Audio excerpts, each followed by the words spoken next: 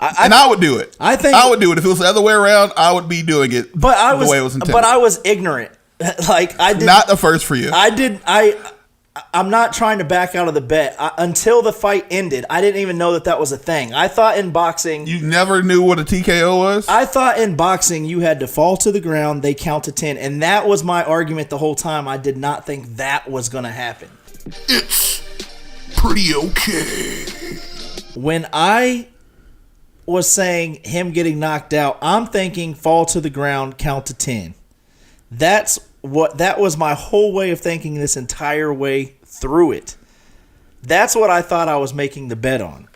I didn't realize they could call it a knockout without him, because every boxing match, of course, TKO. I'm not a big boxing fan, but when I have seen, you sounded like it when you were talking crazy a couple months ago. I'm just going to say they fall, they count to 10, they don't get up. That's what I was making the bet on. Right. So what's the difference between that and what happened? Because clearly Conor McGregor was about to get knocked out and 10 counted. But he did not fall to the ground, and they did not count to 10. Let me tell you this from somebody who knows boxing a little more than you do.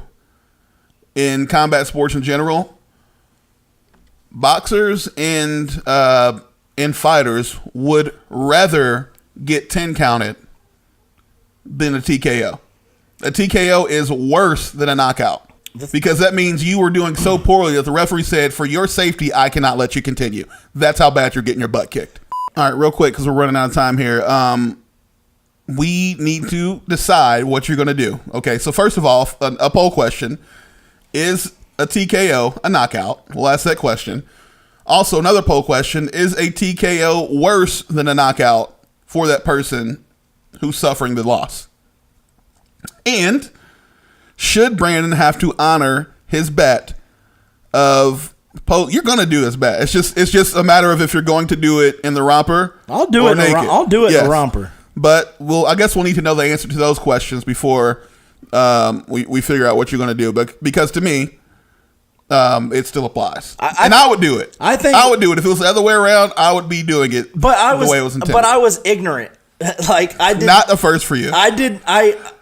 I'm not trying to back out of the bet. Until the fight ended, I didn't even know that was a thing. I thought in boxing... You never knew what a TKO was? I thought in boxing you had to fall to the ground, they count to 10. And that was my argument the whole time. I did not think that was going to happen.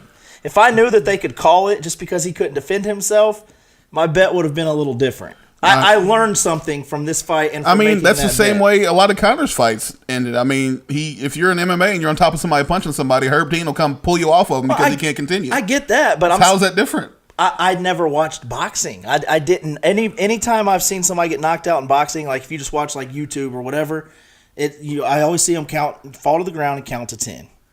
I didn't know that. I learned that. It's okay, it's okay, it's okay, it's okay, it's okay, it's okay.